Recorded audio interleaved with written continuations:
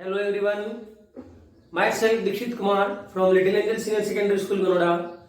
एक बार फिर से मैं आप सभी का स्वागत करता हूं हमारे YouTube चैनल के ऊपर। और जैसा कि हम सभी जानते हैं 12th ऑर्गेनिक केमिस्ट्री के अंदर हम बायोकेमिस्ट्री बायोमोलिक्यूल्स चैप्टर पढ़ रहे थे और जिसके 2 वीडियो ऑलरेडी मैं अपलोड कर चुका हूं। अगर आपने वो दोनों वीडियो नहीं देखे हैं तो पहले आप इस वीडियो को बंद करें, उन दोनों वीडियो को पहले देखें, फिर आप इस वीडियो को स्टार्ट करेंगे। और अगर अब तक आपने हमारे YouTube चैनल को सब्सक्राइब नहीं किया है तो प्लीज पहले चैनल को सब्सक्राइब करें, इस वीडियो को ज्यादा से ज्यादा शेयर करें और वीडियो को लाइक भी करें। और ड्यूरिंग द वीडियो आपसे जो जो क्वेश्चंस पूछे जाते हैं उनके आंसर्स आपको अपने नाम के साथ देना है और एंड द वीडियो आपको लिखना है यस आई वॉच्ड वीडियो और अपने नाम के साथ उसको एंड करना है। तो let we start further in this chapter. हम इस चैप्टर को आगे ले जाएंगे। तो पहले मैं आपको बता दूंगा कि लास्ट क्लास में हम पढ़ रहे थे स्ट्रक्चर ऑफ ग्लूकोज, कि स्ट्रक्चर ऑफ ग्लूकोज कैसे सही है और इसको कैसे बताया गया। तो हमने क्या बताया था स्ट्रक्चर ऑफ ग्लूकोज में, कि स्ट्रक्चर ऑफ ग्लूकोज में 6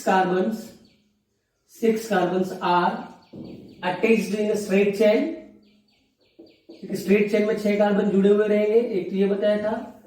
consist of 1 aldehyde group, consist of 1 aldehyde group, consist of 1 primary alcohol group, 1 primary alcohol group और consist of 4 secondary alcohol group, consist of 4 secondary alcohol group. तो ये कुछ बातें हमको पता पड़ी थी जिसके अंदर ग्लूकोज का स्ट्रक्चर जो हम बात कर रहे थे। तो हमारे पास ग्लूकोज का स्ट्रक्चर कुछ इस तरीके से आ रहा था, CHO COH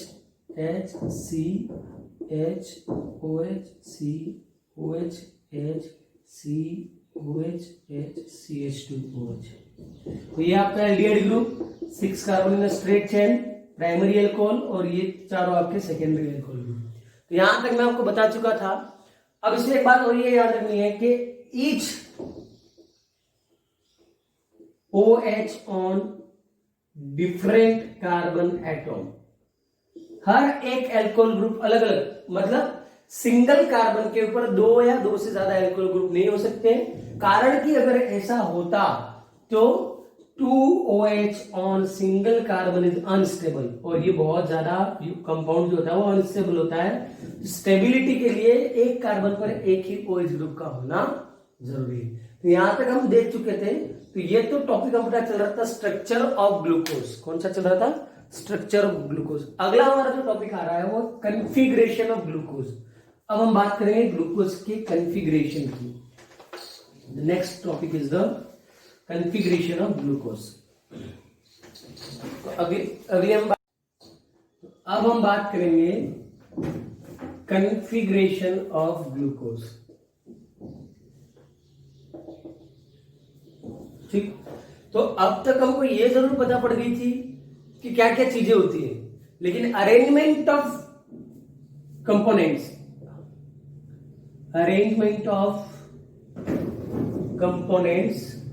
ये जो प्रॉपर बताया था वो किसने बताया था? तो it is given by Fisher.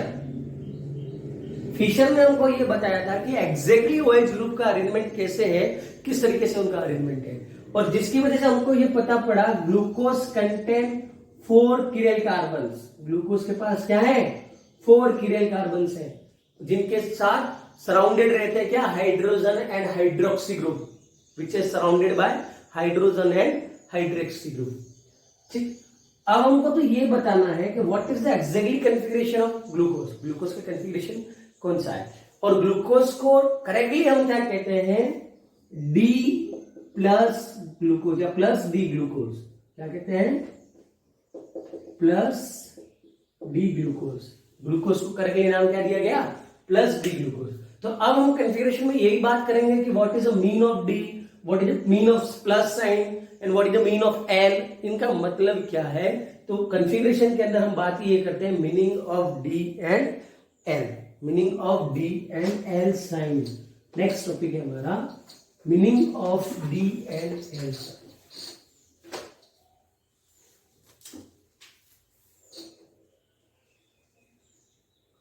Meaning of D and L sign.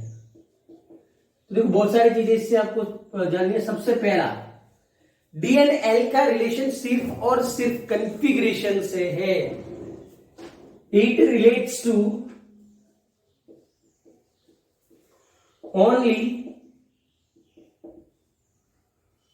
Configuration, not to optical activity. Optical activity का मतलब जानते हैं ना, हमने कहा था those compounds which can rotate the PPL light are optically active compound, जो पीपीएल को रोटेट नहीं कर सकते आर ऑप्टिकली इनएक्टिव कंपाउंड्स। दूसरी बात मैंने आपको ये बताई थी कि 16 चैप्टर स्टीरियो है, उसके अंदर सारी बातें यही पढ़ गई। तो एक बात ये समझ लेना, उसके अंदर भी आपके पास एक चीज आएगी, क्या? Small D and small L लिखा होगा। क्या लिखा होगा? Small D and small L.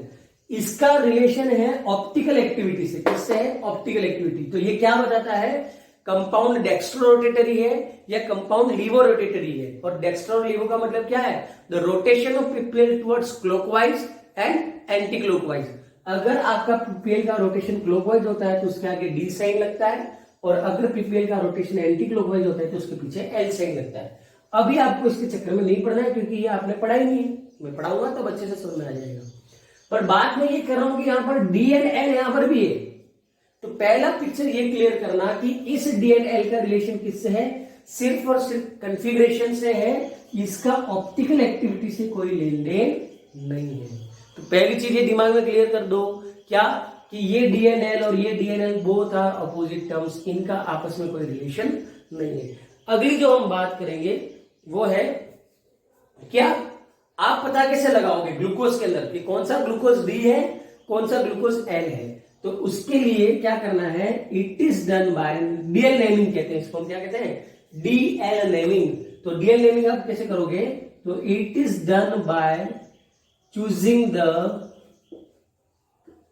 Simplest carbohydrates. Simplest carbohydrates. आपको डीएल नेमिंग करने के लिए सिंपलेस्ट हाइड्रोकार्बन या सिंपलेस्ट कार्बोहाइड्रेट की जरूरत पड़ेगी। तो आप एक सिंपलेस्ट कार्बोहाइड्रेट लीजिए, उसका एग्जांपल लेंगे हम, और उसके एग्जांपल से हम इसको समझेंगे। तो यहां पर जो हम एग्जांपल लेने जा रहे हैं वो है ग्लिसरेल्डिहाइड। कौन सा है? ग्लिसरेल्डिहाइड का एग्जांपल हम लेंगे। तो अब हम ग्लिसरेल्डिहाइड का एग्जांपल लेना है। तो we explain DL naming by glyceraldehyde. हम ग्लिसरेल्डिहाइड के एग्जांपल से इसको एक्सप्लेन करेंगे। तो अब ग्लिसरेल्डिहाइड का एग्जांपल लेना है आपको। तो ऊपर तो ऑब्वियसली आपके पास क्या होगा? CHO, नीचे क्या आ गया? CH2OH, यहां पर क्या आ गया? OH, यहां पर क्या आ गया? H। This is glyceraldehyde. ये क्या है आपका? ग्लिसरेल्डिहाइड। और पता होना चाहिए, हमने बॉन्ड लाइन नोटेशन पढ़ रखा है, जहां पर भी टू लाइन इंटरसेक्ट करती है वहां पर आपका क्या होता है? कार्बन। मतलब यहां पर लिखा नहीं है तो इसको मैं कुछ इस तरीके से भी कर सकता हूं, या तो मैं यूं बता दूं तो भी ये ग्लिसरेल्डिहाइड है, और अगर मैं इस कार्बन को नहीं लिखूं और दोनों लाइनों को इंटरसेक्ट कर दूं तो भी आपको समझ जाना है कि जहां इंटरसेक्टिंग पॉइंट है वहां पर हम क्या मानते हैं? कार्बन कंसिडर करते हैं कि वहां कार्बन है। तो ये आपके पास फॉर्मूला है ग्लिसरेल्डिहाइड का। इसको आप क्या कहोगे? डी ग्लिसरेल्डिहाइड कहोगे या एल ग्लिसरेल्डिहाइड कहोगे? तो एग्जैक्टली तो ये है क्या? कीरेल कार्बन। यहाँ जो कार्बन है वो क्या है? कीरेल कार्बन है। तो पहले उसको समझ लीजिए कीरेल कार्बन क्यों है। तो इसकी एक वैलेंसी जो है वो OH ग्रुप सेटिस्फाई कर रहा है, एक वैलेंसी जो है वो CHO ग्रुप वेरीफाई कर रहा है, एक वैलेंसी CH2OH, और एक मतलब इससे जुड़े हुए जो 4 ग्रुप है, चारों ग्रुप डिफरेंट है। क्या एक भी ग्रुप रिपीट हो रहा है क्या? यहाँ OH, यहाँ H, यहाँ CH, चारों अलग अलग है। और जब किसी कार्बन की चारों वैलेंसी अलग अलग ग्रुप से सेटिस्फाई होती है तो उस कार्बन को हम क्या कहते हैं? कीरेल कार्बन। तो ये कार्बन आपका क्या हो गया? कीरेल कार्बन। तो आपको क्या करना है? इस कार्बन के ऊपर जो OH ग्रुप है वो किस तरफ है ये पता करना है। क्या पता करना है? यहां पर जो OH ग्रुप है वो किस तरफ है ये पता करना है। तो 2 कंडीशन है, या तो OH ग्रुप यहां लगा होगा या OH ग्रुप इस तरफ लगा होगा। तो दूसरा मैं बता देता हूं, CHO OH H CH2OH।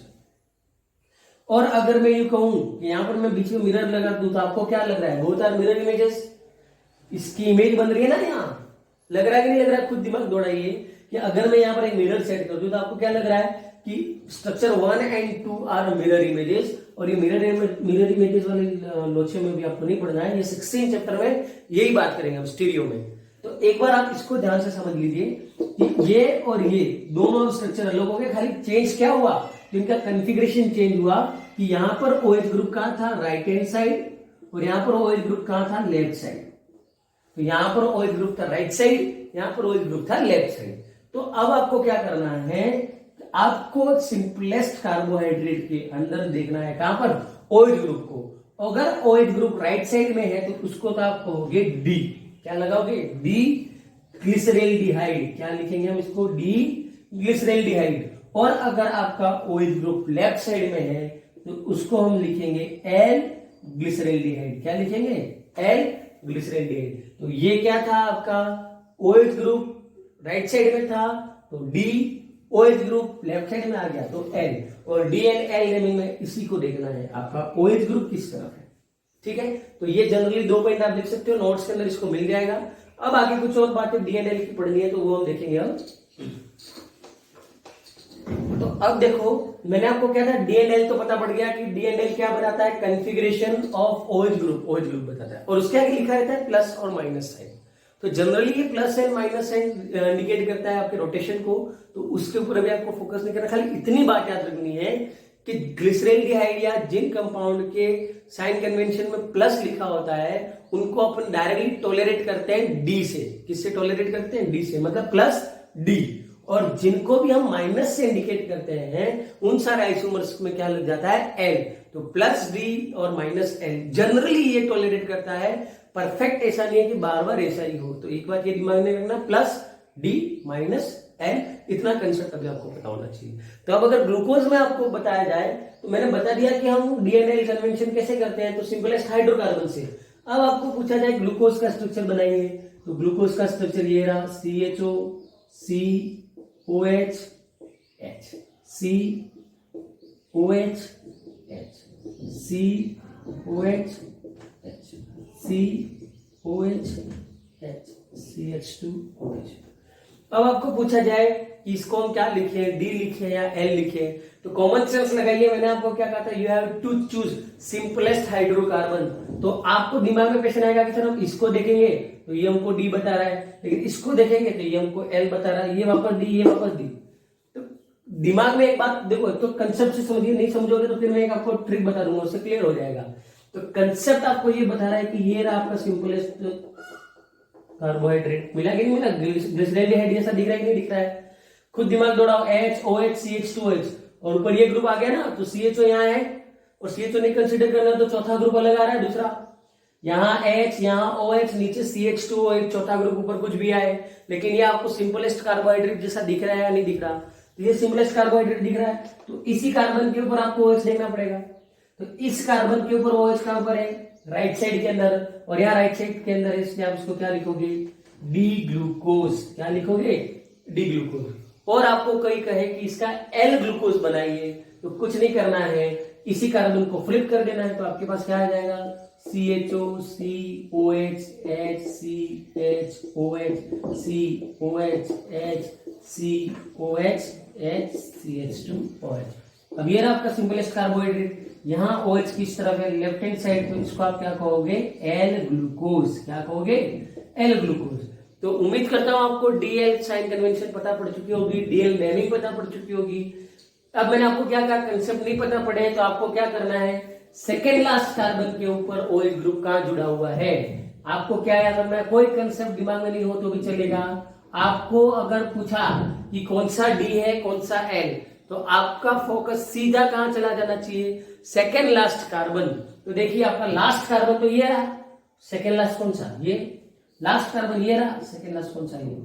तो आपको देखना है कि सेकेंड लास्ट कार्बन पर OH ग्रुप राइट साइड में है तो डी, अगर सेकेंड लास्ट कार्बन पर OH ग्रुप लेफ्ट साइड में है तो एल। इस तरीके से आप DL नेमिंग कर सकते हैं। तो ये तो था DL नेमिंग। अगला हमारा कंसेप्ट आ रहा है साइक्लिक स्ट्रक्चर ऑफ ग्लूकोज। अगला है cyclic structure of glucose. Next topic is the cyclic structure. मतलब अभी जो हमने बताया था ना वो स्ट्रेट स्ट्रक्चर है, स्ट्रेट चेन स्ट्रक्चर ग्लूकोज का हमने पढ़ रखा है, लेकिन अब हमको पढ़ना है ग्लूकोज का साइक्लिक स्ट्रक्चर। लेकिन सबसे मजेदार बात, एक बात आपको यह समझनी है कि what is the need of cyclic structure. देखो सबसे पहली चीज दिमाग में ये आनी चाहिए, पहला प्रश्न ये कि अगर हमने स्ट्रेट चेन स्ट्रक्चर पढ़ रखा है तो साइक्लिक स्ट्रक्चर को पढ़ने की जरूरत क्या है। क्योंकि हम वहां तो हम ये कह रहे थे कि हमने प्रूव भी किया था ना कि 6 carbon are compose in straight chain, हमने प्रूव करके बताया था, एन हेक्सेन वाला HI के साथ रिडक्शन करवाया था, तो हमको ये पता पड़ी थी कि 6 कार्बन स्ट्रेट चेन में। जब हमने इस चीज को प्रूव कर दिया तो what is the need of cyclic structure, cyclic structure कहां से आया और किसके दिमाग में ये बात आई और क्यों आई, बहुत सारी चीजें यहां पर हम पढ़ेंगे, तो ये बात हमको समझनी है। तो दूसरा कि अगर साइक्लिक स्ट्रक्चर आया मतलब क्या कि कुछ ना कुछ कमियां रहेगी थी स्ट्रेट चेन स्ट्रक्चर में, तो what are the reasons of failure of straight chain structure, straight chain structure की क्या कमियां रहेंगी, क्यों स्ट्रेट चेन स्ट्रक्चर के बाद साइक्लिक स्ट्रक्चर को आने की जरूरत पड़ी, तो उनकी हम बात करेंगे। तो अब हम बात करेंगे cyclic structures of glucose, cyclic structures of glucose. बात करनी है साइक्लिक स्ट्रक्चर ऑफ ग्लूकोज, लेकिन मैंने क्या कहा था, पहला हमको ये देखना है कि what is the reason of failure of straight chain structure. Straight chain structure था, उसके बाद साइक्लिक स्ट्रक्चर की जरूरत क्या पड़ी, तो पहला रीजन है उसका कि इन्होंने कुछ टेस्ट किए तो ये पता पड़ी glucose does not show DNP test, Sheep's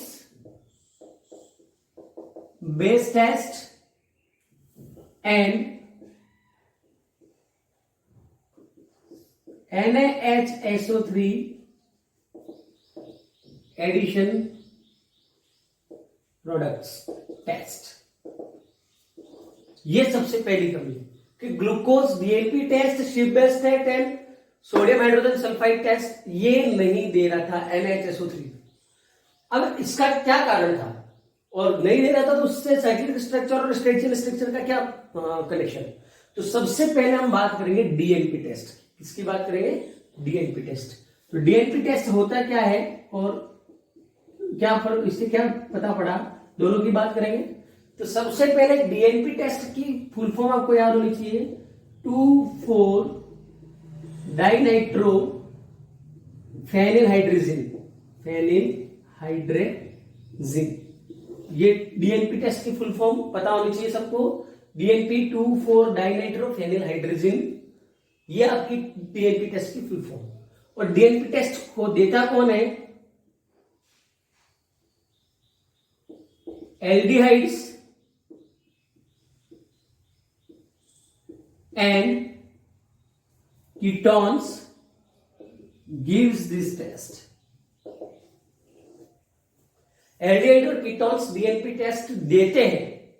अब एल्डिहाइड्स और कीटोन DNP टेस्ट देते हैं, मतलब ग्लूकोज भी DNP टेस्ट शो करना चाहिए था। क्यों शो करना चाहिए, क्योंकि हम हमारे स्ट्रक्चर में बता चुके हैं glucose contains CHO group, glucose के पास CHO ग्रुप था और ग्लूकोज के पास CHO ग्रुप है, मतलब वो DNP टेस्ट देना चाहिए। तो अब हमें यह जानना है कि ऐसा क्या हुआ जिसकी वजह से ग्लूकोज DNP टेस्ट नहीं दे पाया। और देखो DNP टेस्ट के अंदर क्या होता है वो समझ लेना, इसका स्ट्रक्चर एक बार समझ लेना। फेनिल बनाना है, फेनिल मतलब 6 रिंग स्ट्रक्चर, ये बन गया 2,4, तो ये एक NO2 यहां हो गया 2, तो ये क्या हो जाएगा 4, 2, 3, 4, ठीक है। और अगर आप यहां से नेमिंग करोगे तो 1, 2, 3, 4, और फर्स्ट पोजीशन पर क्या जुड़ेगा, तो जहां पर आपका क्या है फेनिल हाइड्रोजन, और हाइड्रोजन में आपको कल बता चुका हूं हाइड्रोजन क्या है, इससे तो जुड़ेगा नाइट्रोजन, नाइट्रोजन से जुड़ेगा एक हाइड्रोजन NH और NH2, ये आपका क्या है फेनिल हाइड्रोजन।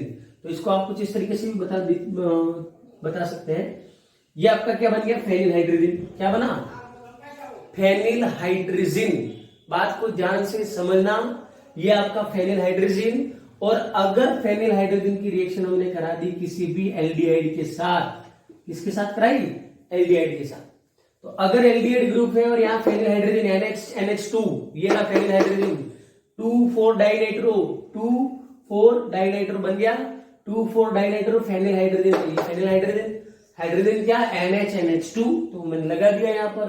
तो क्या होगा इस रिएक्शन के दौरान, CHO ग्रुप का ये ऑक्सीजन और यहां पर हाइड्रोजन के ये दोनों हाइड्रोजन, ठीक है, CHO ग्रुप का ये ऑक्सीजन और हाइड्रोजन ग्रुप के दोनों हाइड्रोजन ग्रुप के दोनों हाइड्रोजन, ये मिलकर क्या करेंगे, H2O बनकर बाहर आ जाएगा, H2O बनकर बाहर आ जाएगा।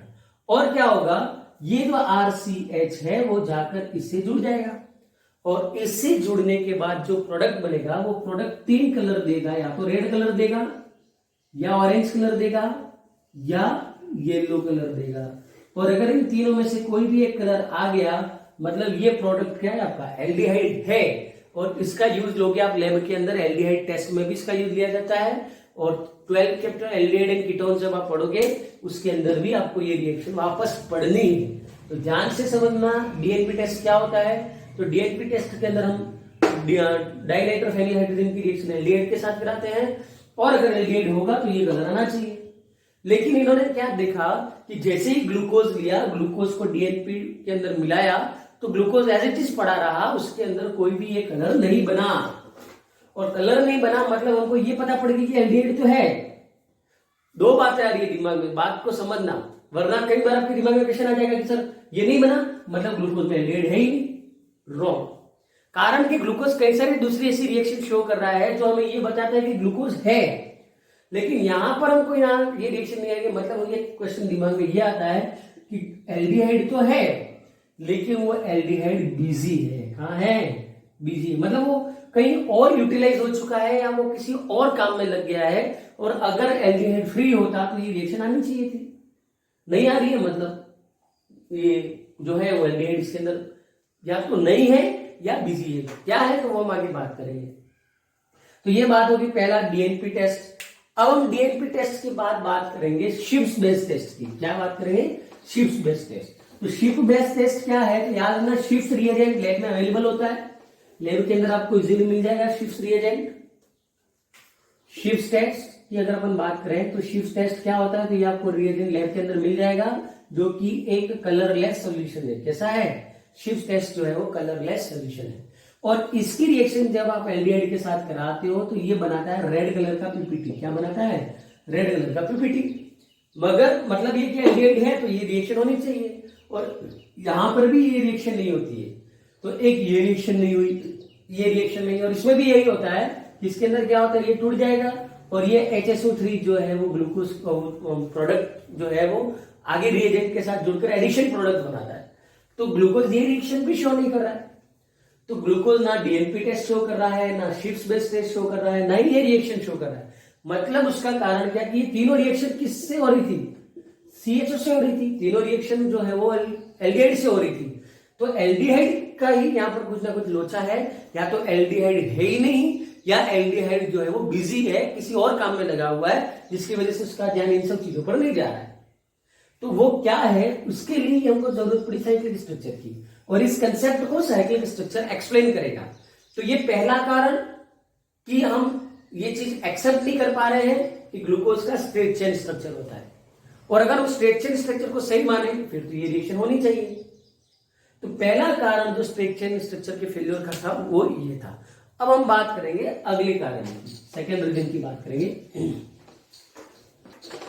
अब देखो दूसरा पॉइंट कि दूसरा क्या कारण रहा, तो आप याद कीजिए हमने जब ग्लूकोज के स्ट्रक्चर का वेरिफिकेशन किया था तब हमने एक प्रोडक्ट बनाया था पेंटाएसीटेट। क्या बनाया था, पेंटाएसीटेट। याद आ रहा है सभी को, जिसके अंदर हमने रिएक्शन किसके साथ कराई थी, तो रिएक्शन हमने कराई थी किसके साथ, एसिटाइल ग्रुप के साथ, एसिटिक एनहाइड्राइड। याद आ रहा है सबको, एसिटिक एनहाइड्राइड के साथ हमने रिएक्शन कराई थी किसकी, तो ग्लूकोज की। ग्लूकोज की रिएक्शन हमने कराई थी एसिटिक एनहाइड्राइड। एसिटिक एनहाइड्राइड के साथ इस रिएक्शन में हमारे पास क्या बना था, हमारे पास बना था पेंटाएसीटेट प्लस कार्बोक्सिलिक एसिड। ये प्रोडक्ट बने थे हमारे पास। तो ये जो पेंटाएसीटेट बना था उसके अंदर अगर आप लोगों ने महसूस किया हो CHO COCH3 4 ऐसा बना था, जिसके अंदर ये क्या है, CHO ग्रुप है कि नहीं है, खुद दिमाग दौड़ाओ ना, CHO ग्रुप है। तो मतलब ये कि जितने भी इसके अंदर आप कंप्लीट स्ट्रक्चर देखोगे तो CHO फ्री ग्रुप इसके अंदर है, और इसके अंदर CHO फ्री ग्रुप है। और जहां पर भी CHO है अगर उसकी रिएक्शन आप कराते हो किसके साथ, NH2OH, क्या कहते हैं इसको, हाइड्रोक्सिल एमीन, क्या कहते हैं, हाइड्रोक्सिल एमीन। तो जब भी आप हाइड्रोक्सिल एमीन के साथ CHO ग्रुप प्रेजेंट हो जिनके पास, उनकी रिएक्शन कराते हैं तो ये क्या बना देता है, ये भी हमने पढ़ा था प्रॉपर्टी के अंदर, क्या बनाता है, ऑक्सिन। क्या बनाता है, ऑक्सिन। आप ये पढ़ सकते हैं, पिछले वीडियो लेक्चर्स में मैं बता चुका हूं, अगर आपने अच्छे से वो वीडियो देखा है तो ये बातें आपको समझ में आ रही होंगी। तो मैंने क्या बताया था, इस रिएक्शन में पेंटाएसिटेट बनता है जिसके अंदर कुछ इस तरीके से CHO हमारे पास प्रेजेंट थे, और अगर CHO प्रेजेंट है तो मैं आपको समझा चुका था CHO की रिएक्शन जब भी हम NH2OH के साथ कराते हैं तो वो क्या बनाता है, ऑक्सिन। ये बनाना चाहिए, लेकिन होता क्या है कि ग्लूकोज की रिएक्शन के अंदर जो पेंटाएसिटेट बनता है वो हाइड्रोक्सिल एमीन के साथ रिएक्शन करके कभी भी ऑक्सिन नहीं बनाता, और ऑक्सिन नहीं बनाता है तो ये क्या शो करता है, absence of free CHO group, absence of free CHO group. ये बात पता पड़ती है हमको कि यहाँ पर CHO ग्रुप फ्री नहीं है।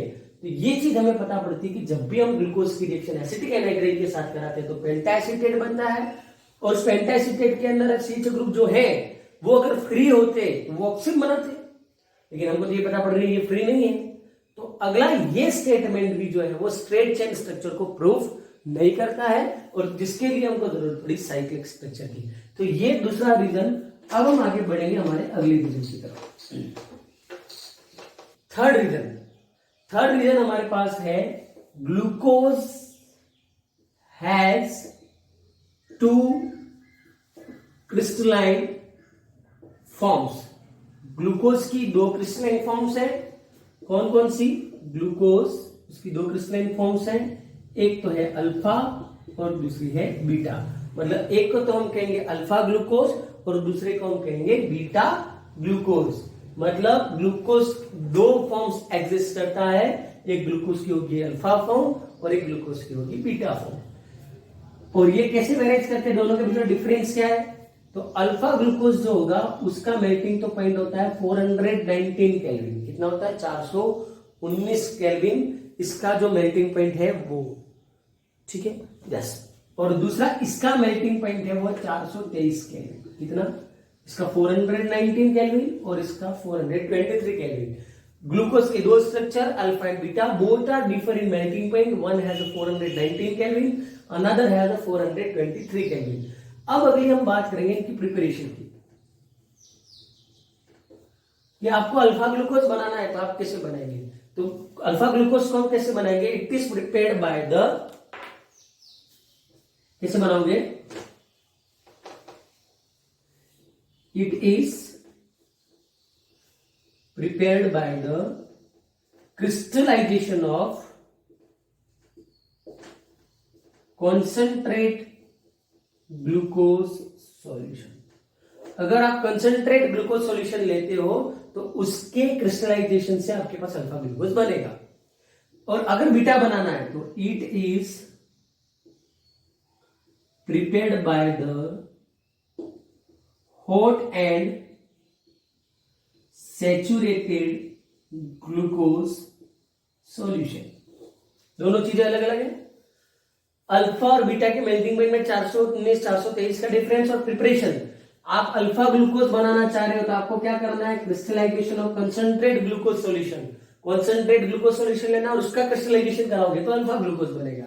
लेकिन बीटा की बात करोगे तो आपको सैचुरेटेड ग्लूकोज लेना, और वो भी कैसा लेना है, हॉट, और उसका क्रिस्टलाइजेशन कराओगे तो आपके पास बनेगा बीटा ग्लूकोज। तो तीसरा पॉइंट ये था कि ग्लूकोज जनरली 2 फॉर्म में एग्जिस्ट करता है। तो ये सारी बातें जो थी वो थी reasons of failure of straight chain structure, कि क्या कारण रहा कि स्ट्रेट चेन स्ट्रक्चर जो है वो फेल हो गया। तो ये तो कारण पता पड़ गया कि हम स्ट्रेट चेन स्ट्रक्चर की बात क्यों नहीं करेंगे। अब हमको पढ़ना है कि हम साइक्लिक स्ट्रक्चर की बात क्यों करेंगे। अभी हमने क्या पढ़ा कि हम स्ट्रेट चेन स्ट्रक्चर की बात क्यों नहीं करेंगे और क्या कारण रहा कि साइक्लिक स्ट्रक्चर को आना पड़ा। अब हम बात करेंगे कि साइक्लिक स्ट्रक्चर क्यों पढ़े और what is the reason of cyclic structure, कि साइक्लिक स्ट्रक्चर कहां से आया, कैसे आया और क्यों आया, इन चीजों की बात करेंगे। तो अब हम प्रॉपरली बात करेंगे साइक्लिक स्ट्रक्चर्स ऑफ ग्लूकोज। अब बात करेंगे साइक्लिक स्ट्रक्चर ऑफ ग्लूकोज की। तो क्यों स्ट्रेट चेन स्ट्रक्चर फेल हुआ उसकी बात होगी। सबसे पहले साइक्लिक स्ट्रक्चर की बात किसने करी थी, तो it is given bye Ptolemy. इसकी बात किसने करी थी, टॉलेमी। ठीक, साइक्लिक स्ट्रक्चर का कंसेप्ट किसने दिया था? टॉलेरेंट ने। ठीक है, और साइक्लिक स्ट्रक्चर को हम क्या कहते हैं? Hemi acetal structure. क्या कहते हैं? Hemi acetal structure. कारण हेमी एसिटल स्ट्रक्चर क्यों कहते हैं साइक्लिक स्ट्रक्चर को? पहली बात तो, और दूसरा इसको दिया था टॉलेरेंट ने, और उसको इसलिए कहा था कि क्या होता है कि अगर मान लो किसी कोई ऐसा कंपाउंड हो जिसमें क्या प्रेजेंट हो? OH group. कोई ऐसा कंपाउंड जिसमें क्या प्रेजेंट हो? OH group. ये रिएक्शन करता है किसी ऐसे कंपाउंड्स के साथ जिसके अंदर प्रेजेंट हो क्या? CHO group. बात को ध्यान से समझना। कोई ऐसा कंपाउंड जिसके साथ OH ग्रुप जुड़ा हो वो रिएक्ट करता है ऐसे कंपाउंड के साथ जिसके अंदर CHO ग्रुप जुड़ा हो, और ये दोनों रिएक्शन करके आपस में साइक्लिक हेमी एसिटल का फॉर्मेशन करते हैं। क्या बनाते हैं? Cyclic hemi acetal. और इसी कारण इसको हम कहते हैं हेमी एसिटल स्ट्रक्चर्स भी कहते हैं। क्या कहते हैं? Hemi acetal structure. तो देखो, पहले में हमको ग्लूकोज के साइक्लिक स्ट्रक्चर को पढ़ने से पहले साइक्लिक हेमी एसिटल कंसेप्ट को अच्छे से पता होना चाहिए। और अभी हमको इसलिए नहीं पता है क्योंकि हमने एल्डिहाइड एंड कीटोन्स वाला चैप्टर नहीं पढ़ रखा है। अगर हमने एल्डिहाइड और कीटोन्स वाला चैप्टर अच्छे से पढ़ रखा है तो हेमी एसिटल बोलते ही आपके दिमाग में वो पूरा कंसेप्ट अच्छे से आ जाता है। कारण कि हम उसका मैकेनिज्म भी पढ़ते हैं कि रिएक्शन कैसे हुई। जब हम वो रिएक्शन पढ़ेंगे तो उसका मैकेनिज्म भी समझेंगे कि वो रिएक्शन कैसे हुई, कैसे कोई बॉन्ड टूट रहा है, कैसे कोई ग्रुप अटैक कर रहा है, कैसे फॉर्मेशन हो रहा है, इन सब चीजों की बात करेंगे। तो पहले मैं आपको हेमी एसिटल कंसेप्ट समझाऊंगा, फिर मैं आपको जोड़ूंगा ग्लूकोज के साइक्लिक स्ट्रक्चर से कि क्या होता है हेमी एसिटल कंसेप्ट। तो ध्यान से देखेंगे, हेमी एसिटल कंसेप्ट की बात करेंगे पहले।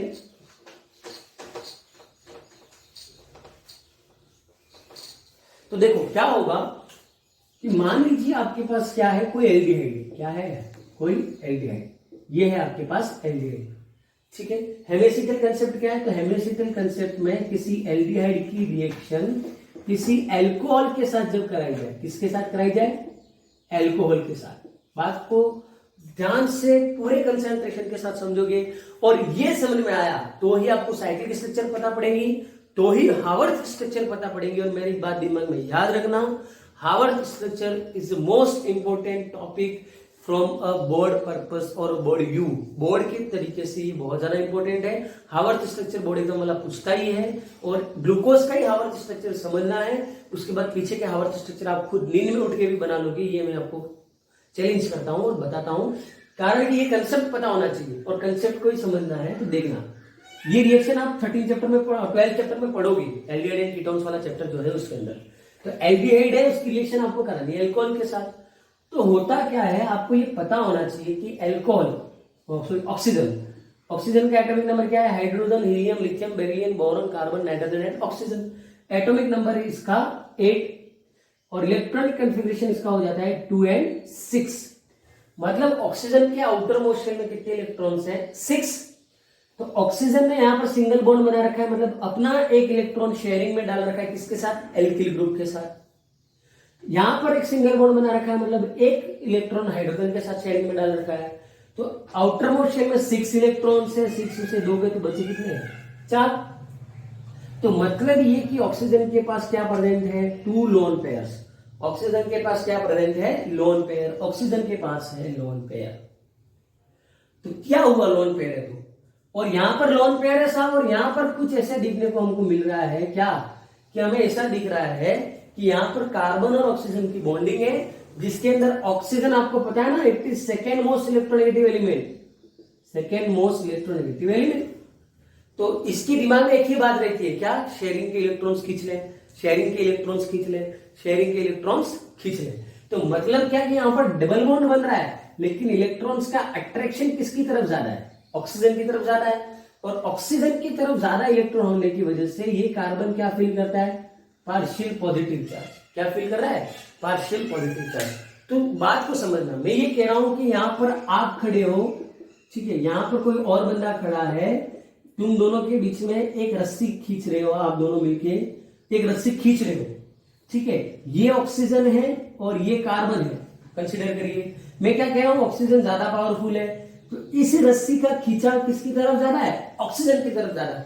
तो आप क्या कर रहे हो? आप खुद को अनस्टेबल फील कर रहे हो, आप कभी इस तरफ जा रहे हो, कभी इस तरफ जा रहे हो, अनस्टेबल फील कर रहे हो, जिसकी वजह से आपके ऊपर क्या चार्ज आ गया? Partial positive charge.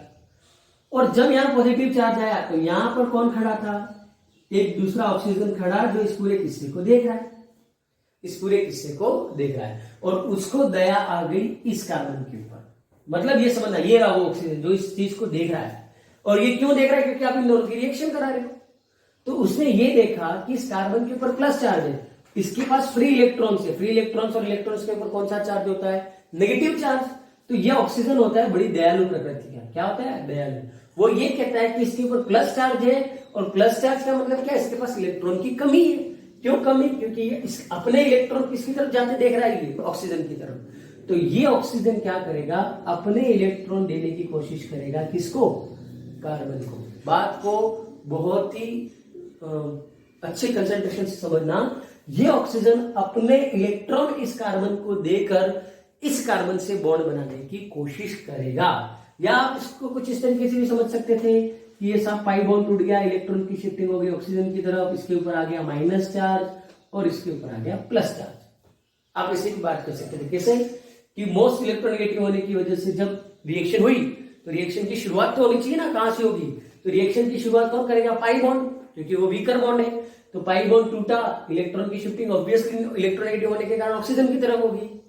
तो ऑक्सीजन के ऊपर आ गया नेगेटिव चार्ज, कार्बन के ऊपर आ गया पॉजिटिव चार्ज, और कार्बन के ऊपर पॉजिटिव चार्ज को देखकर ये ऑक्सीजन जाता है इस कार्बन के पास कि साहब आप मेरे इलेक्ट्रॉन ले लीजिए और बॉन्ड बना लीजिए।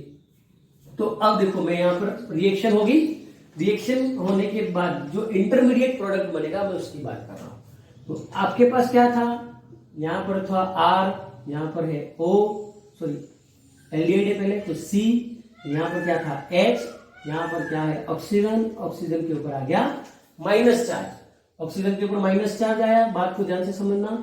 अब इस कार्बन को बॉन्ड किसने दिया था, ऑक्सीजन ने। ऑक्सीजन से क्या जुड़ा हुआ है, R, और इससे क्या जुड़ा हुआ है, हाइड्रोजन।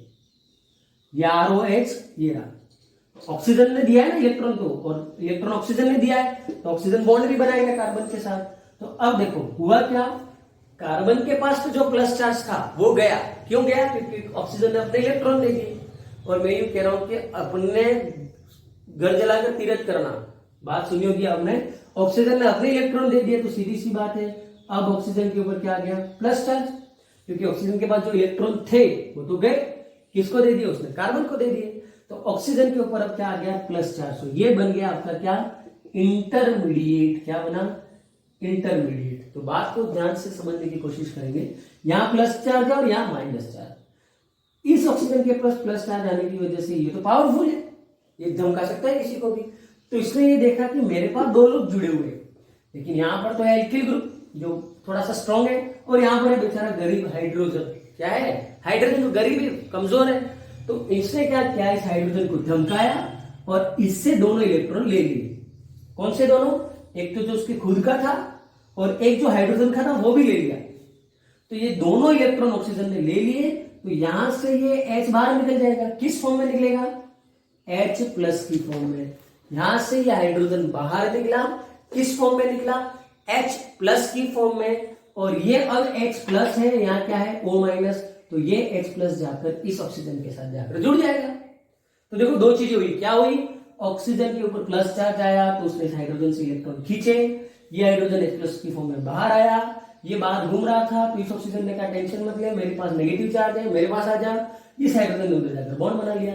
तो फाइनली आपके पास क्या बना स्ट्रक्चर, फाइनली आपके पास स्ट्रक्चर बना। तो देखो ध्यान से देखना, यहां तो बीच में ये वाला कार्बन, ये वाला कार्बन मैंने यहां बना दिया, ये इससे क्या क्या जुड़ा है, तो इससे एक तो जुड़ा ये रहा H, क्या जुड़ा इससे एक तो जुड़ रहा था ये H, ये इससे जुड़ा क्या, एक R, क्या जुड़ा, एक R, ध्यान से देखना, ये एक H और एक ये R, और इस O के साथ क्या जुड़ गया H, तो ये क्या हो गया O के साथ क्या जुड़ गया था H।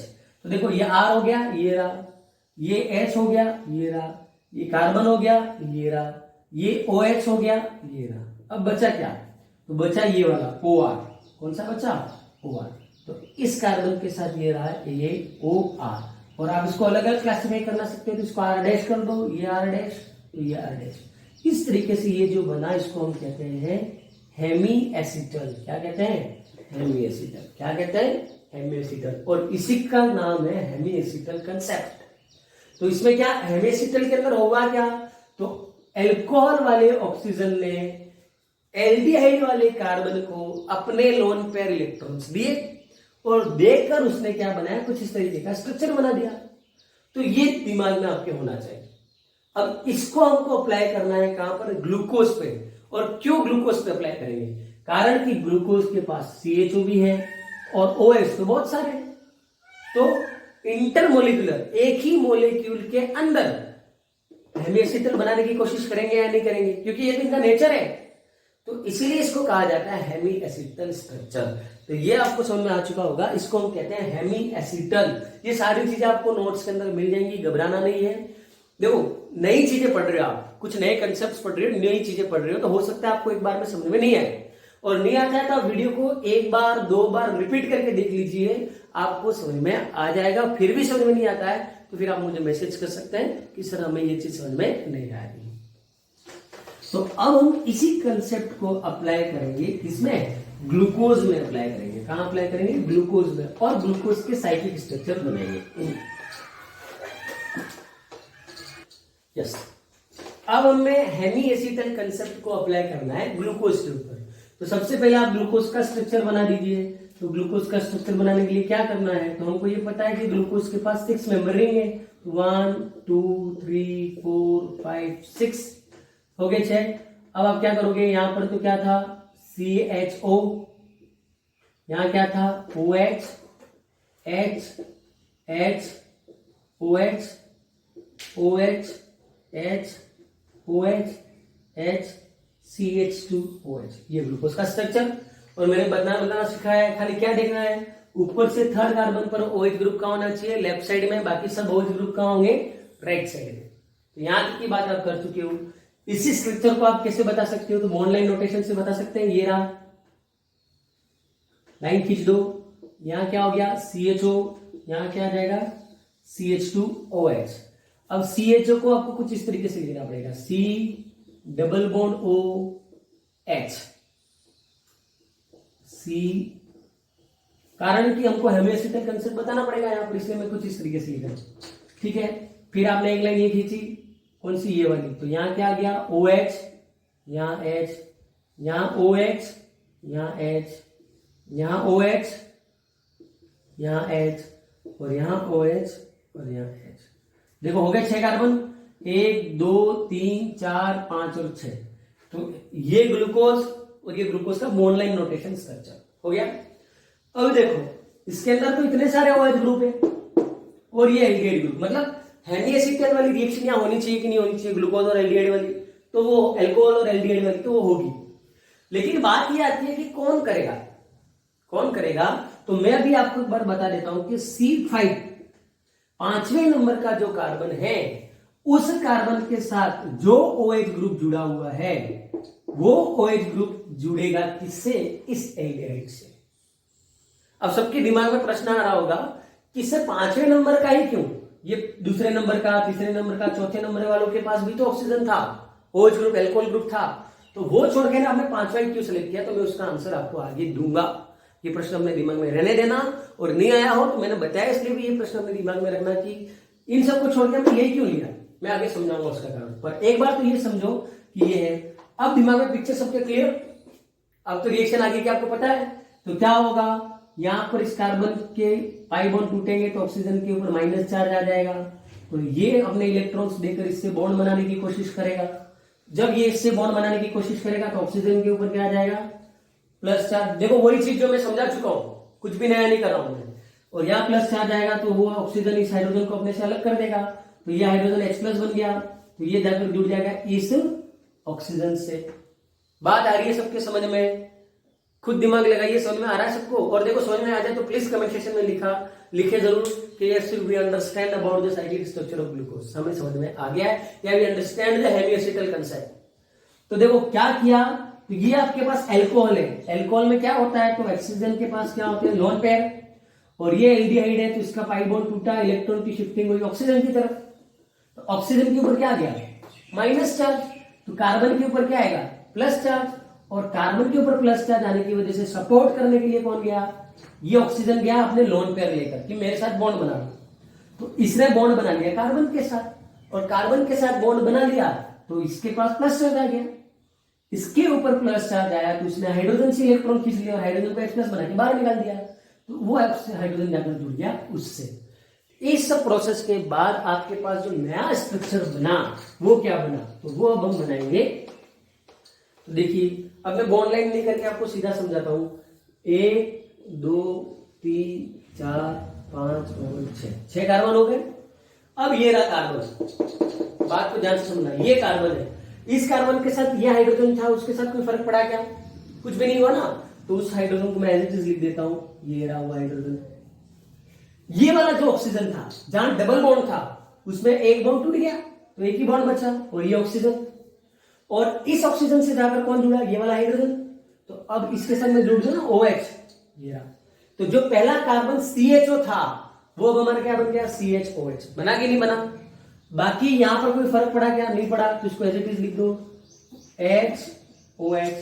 यहां कोई फर्क पड़ा क्या? नहीं पड़ा, तो इसको भी एज इट इज लिख दो OH। यहां कोई फर्क पड़ा क्या? नहीं पड़ा, तो इसको भी एज इट इज लिख दो HOH। यहां पर तो खेल हुआ है कुछ ना कुछ, इसको रहने दो, पहले इसको लिख दो आप H, इसको भी एज इट इज लिख दो, ये हो गया काम। अब यहां पर क्या करें हम? तो यहां पर देखो ये हाइड्रोजन आपका हट गया, ये हाइड्रोजन तो गया था, और ये ऑक्सीजन बॉन्ड बना रहा है इस वाले कार्बन से, तो उस बॉन्ड को आप कैसे शो करोगे? तो ये रहा, इस कार्बन से बॉन्ड बन रहा है, और वो बॉन्ड कौन बना रहा है? ऑक्सीजन, और वो ऑक्सीजन यहां किससे जुड़ा हुआ है? इस कार्बन से। तो ये कुछ इस तरीके से बनेगा, ठीक है। क्या हुआ? इस कार्बन का ये जो ऑक्सीजन था वो यहां से ये रहा ऑक्सीजन, ये ऑक्सीजन किससे जुड़ा हुआ है? इस कार्बन से। अब सबकी वैलेंसी गिन लो, इस कार्बन के 4 बॉन्ड, 1 2 3 4, इसके तो ऑलरेडी 4 है, 4 है, इसके 4 है, इसके गिन लो 1 2 3 और ये 4, सबके 4 बॉन्ड बन गए। और अब देखो अब ये साइक्लिक स्ट्रक्चर है कि नहीं है? 1 2 3 4 5 कार्बन और उनसे ये ऑक्सीजन, ये सब के सब किसमें जुड़े हुए हैं? एक रिंग में जुड़े हुए हैं। और रिंग का पता कैसे लगता है? तो मैंने क्या कहा था, जब आपका फर्स्ट कार्बन और लास्ट कार्बन आपस में जुड़े हो तो उसको हम क्या कहते हैं? Ring structure. तो ये बन गया आपके ग्लूकोज का साइक्लिक स्ट्रक्चर। क्या बना? ग्लूकोज का साइक्लिक स्ट्रक्चर। फिर रिपीट कर रहा हूं, ये आपके ग्लूकोज का साइक्लिक स्ट्रक्चर कैसे बना? तो हमने सेलेक्ट किया 5वें नंबर का कार्बन, उससे जुड़े हुआ जो OH ग्रुप था उसके ऑक्सीजन के पास थे लोन पेयर, तो यहां पर क्या हुआ? पाई बॉन्ड टूटकर ऑक्सीजन ने अपने इलेक्ट्रॉन खींच लिए, तो ऑक्सीजन के ऊपर आ गया माइनस चार्ज, कार्बन के ऊपर आ गया प्लस चार्ज। तो ये ऑक्सीजन अपने लोन पेयर लेकर पहुंचा इस कार्बन के पास बॉन्ड बनाने के लिए, जिसकी वजह से इसके ऊपर आ गया था क्या? Plus charge. इसने यहां से हाइड्रोजन को निकाल दिया H+ बनाकर, वो H+ जाकर जुड़ गया ऑक्सीजन से, तो जिसकी वजह से इस कार्बन के साथ ये हाइड्रोजन और यहाँ OH C ये वाला एज इट इज चला, और यहाँ पर हाइड्रोजन तो चला गया, लेकिन ये ऑक्सीजन बॉन्ड बना रहा है इस कार्बन के साथ, तो इसको हम कुछ इस तरीके से बनाए। तो ये सारी बात होगी किसकी? ग्लूकोज की। तो पता पड़ गई होगी सबको ये कैसे बना। लेकिन यहां पर भी बात ये आती है कि यहां पर ग्लूकोज के 2 स्ट्रक्चर पॉसिबल है। कितने स्ट्रक्चर पॉसिबल है? 2 स्ट्रक्चर। कौन कौन से? Alpha glucose and beta glucose. कौन कौन से? Alpha glucose and beta glucose. ऐसा क्यों हुआ उसकी अब हमको बात करनी है। कितने स्ट्रक्चर पॉसिबल है ग्लूकोज के? 2। तो मैं देखो यहां पर आपको एक बार बना देता हूं structure, C double bond O H C OH H C OH H C OH H C OH H CH2OH। This is the structure of glucose, ठीक है। अब आपको पता होनी चाहिए कि ये जो कार्बन है, ये कार्बन कौन सा हाइब्रिडाइज्ड है? sp2। कौन सा हाइब्रिडाइज्ड है? sp2। तो मुझे sp2 की ज्योमेट्री क्या होगी बताइए, फटाफट कमेंट सेक्शन में लिखिए। What is the geometry of sp2? sp2 की ज्योमेट्री क्या होगी? प्लीज अपने नाम के साथ कमेंट सेक्शन में लिखिए what is the geometry of sp2। अच्छे से मैं आपको 4th चैप्टर क्लास 11 में पढ़ा चुका हूं। हाइब्रिडाइजेशन, शेप्स, ज्योमेट्री का पूरा कंसेप्ट हमने अच्छे से पढ़ा है। तो कार्बन का हाइब्रिडाइजेशन क्या होगा? sp2। कैसे पता पड़ा? तो 2 तरीके हैं। आप एक तो स्टेरिक नंबर मेथड काम में ले सकते हो, दूसरा सिग्मा बॉन्ड गिन लीजिए। कितने सिग्मा बॉन्ड है? 1 सिग्मा बॉन्ड, 2 सिग्मा बॉन्ड, 1 और 2। और यहां कितने सिग्मा बॉन्ड है? ऑब्वियसली 1। क्योंकि जब भी डबल बॉन्ड होता है तो क्या होता है 1 सिग्मा 1 पाई, तो टोटल सिग्मा बॉन्ड कितने हो गए 3 सिग्मा बॉन्ड है तो हाइब्रिडाइजेशन क्या हो जाएगा sp2। और इसकी ज्योमेट्री होती है प्लेनर, ट्रायंगल प्लेनर, किसी भी हो, ट्रायंगल हो या किसी भी है तो ट्रायंगल प्लेनर होती है sp2 की, लेकिन वास्तव में तो कैसी प्लेनर, प्लेनर मतलब एक प्लेन होगा, इस तरीके से मानो या इस तरीके से मानो, है तो प्लेन ही, ठीक है। तो ये मान लीजिए एक प्लेन है, इसका स्ट्रक्चर है, तो जैसे ही ये ऑक्सीजन इससे जुड़ना जाएगा, मैं क्या कह रहा हूं, ये रहा ये ऑक्सीजन, ये बॉन्ड टूटा, ये लग गया, इसके ऊपर नेगेटिव चार्ज, इसके ऊपर पॉजिटिव चार्ज, ये अपने इलेक्ट्रॉन लेकर गया कार्बन के पास, यहां से H+ बनेगा। लेकिन जैसे ही ऑक्सीजन इसके पास पहुंचता है, जैसे ही ऑक्सीजन इसके पास पहुंचेगा तो ये दो तरीके से अटैक कर सकता है। This oxygen can attack from 2 sides. कहां से? From the above the plane और बिलो द प्लेन। मतलब ये प्लेन है ना, आप ये प्लेन मान लीजिए, मान लो तो ये ऑक्सीजन आ रहा है, तो वो एक तो यहां से अटैक कर सकता है और एक कहां से अटैक कर सकता है, पीछे से अटैक कर सकता है।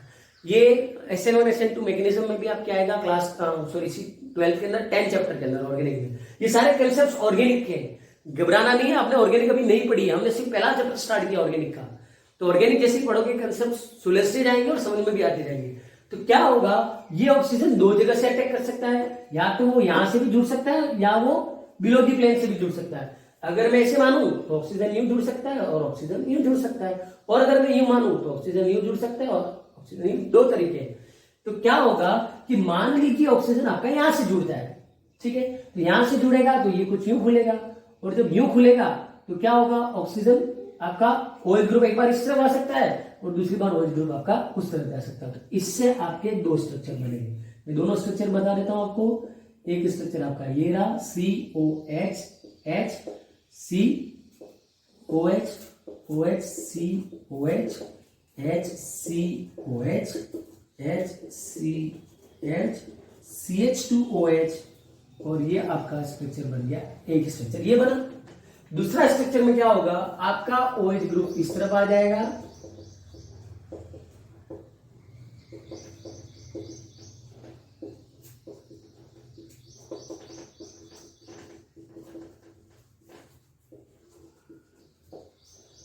अगला स्ट्रक्चर कुछ इस तरीके से बनेगा। तो हुआ क्या, खाली पहले कार्बन के C1, ये दोनों C1 है ना, सिर्फ पहले कार्बन पर अगर आपका OH ग्रुप फ्रंट अटैक होता है तो OH ग्रुप इस तरफ होगा, बैक अटैक होगा तो OH ग्रुप इस तरफ होगा। वो स्ट्रक्चर आपको पढ़ना है। जैसे ट्रायंगल प्लेनर में ऐसी स्ट्रक्चर है, तो अटैक अगर यहां से होगा तो ये कुछ इस तरीके से खुलेगा, अटैक अगर ये यहां से होगा तो ये पीछे की तरफ खुलेगा। ये दोनों तरीके अलग अलग हैं, आप उसको डिटेल में SN1 SN2 मैकेनिज्म में हम पढ़ेंगे कि ऐसा क्यों हो रहा है, एक बार OH ग्रुप उधर क्यों जा रहा है और एक बार OH ग्रुप इधर क्यों आ रहा है, उसके लिए मुझे पूरा मैकेनिज्म एक्सप्लेन करना है। तो अभी तो खाली आप इतना दिमाग में रखिए कि दो तरीके से अटैक पॉसिबल है, इसलिए OH ग्रुप भी दो तरीके से जुड़ सकता है, एक बार इस तरफ जुड़ेगा, दूसरी बार उस तरफ जुड़ेगा। तो इस तरीके से ग्लूकोज के दो स्ट्रक्चर बने। कितने बने?